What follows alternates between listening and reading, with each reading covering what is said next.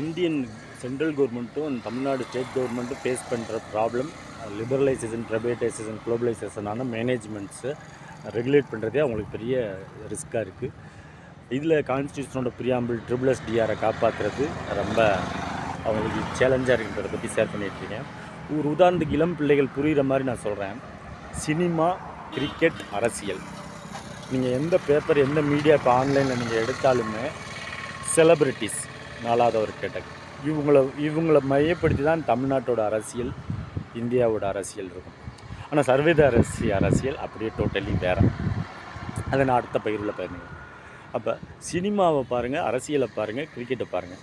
அங்கே முதலீட்டாளர்கள் யாராக இருப்பாங்க? இப்போ சென்னை சூப்பர் கிங்ஸுக்கு பார்த்தீங்கன்னா எல்லா நாட்டை சேர்ந்த வீரரும் விளையாடுவாங்க, எல்லா மாநிலத்தை சேர்ந்தவங்களும் விளையாடுவாங்க, இன்க்ளூடிங் பாகிஸ்தான் உட்பட.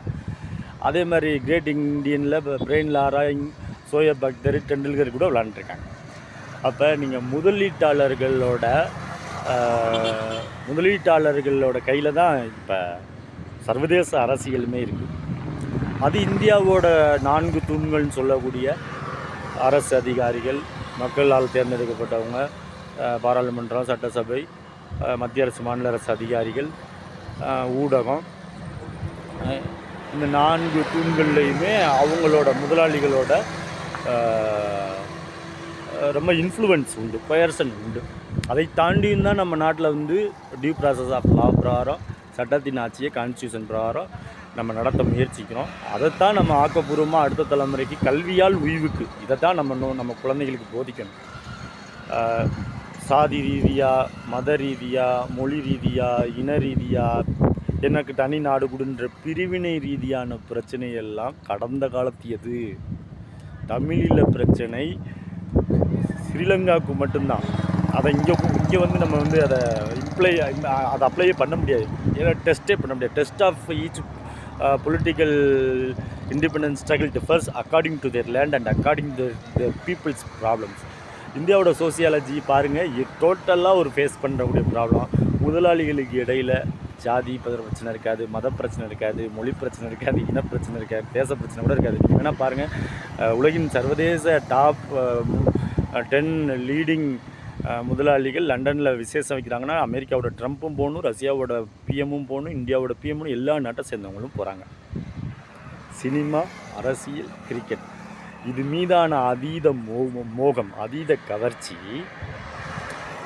ஆளும் அரசியலை நம்ம மக்கள் தேர்ந்தெடுக்கிறோம்ல, we the people of India, Ambedkar உள்ளிட்ட 300க்கும் மேற்பட்ட சர்வதேச அரசுகள்லையும் பயணித்து, உலக நாடெல்லாம் பயணித்து கற்றிருந்த சான்றோர்கள் பார்த்து உருவாக்கின உன்னதமானது ஒவ்வொரு வார்த்தையும்.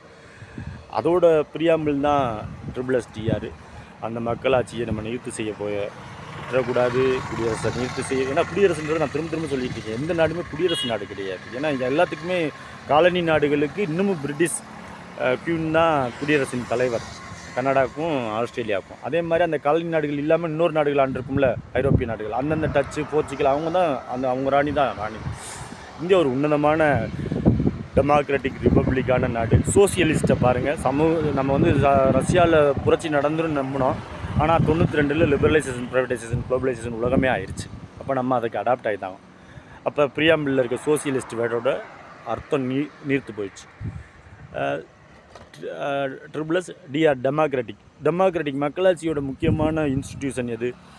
தேர்தல் ஆணையம். அதுக்கு முழுநேர ஊழியர்களே இராணுவம் மாதிரி, காவல்துறை மாதிரி, வங்கி மாதிரி இருக்காங்களான்னா கிடையாது. பணப்பட்டுவாடா முறை, அதை தாண்டி சாவரனிட்டி, இறையாண்மை. இங்கே தான் நம்ம கான்ஸ்டியூஷன் ஃப்ரேமர்ஸை பாராட்டணும்.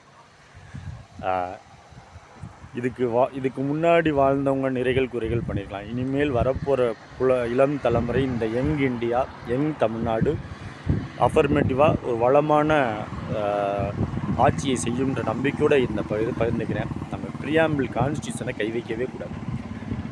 சாதி ரீதியாக, மத ரீதியாக, மொழி ரீதியாக, இன ரீதியாக அப்படின்னு ஆஃபீஸ் அண்ட் ப்ராஃபிட்டில் உட்காந்துக்கிட்டு இருக்க யாரோ ஒரு சிலர் செய்கிற தவறுனால, அவங்களோட சுய ஆதாயத்தினால நம்ம மக்களை திசை திருப்பிக்கூடாது. We the people of India ourselves solemnly affirmed, நமக்கு நாமே உறுதி செய்துக்கிட்டது நம்மளோட கான்ஸ்டியூஷன். அதை இன்னும் பரிணாம வளர்ச்சி அடையலாம், இன்னும் அடுத்த கட்டத்துக்கு கூட கொண்டு போகலாம். ஆனால் ஒரு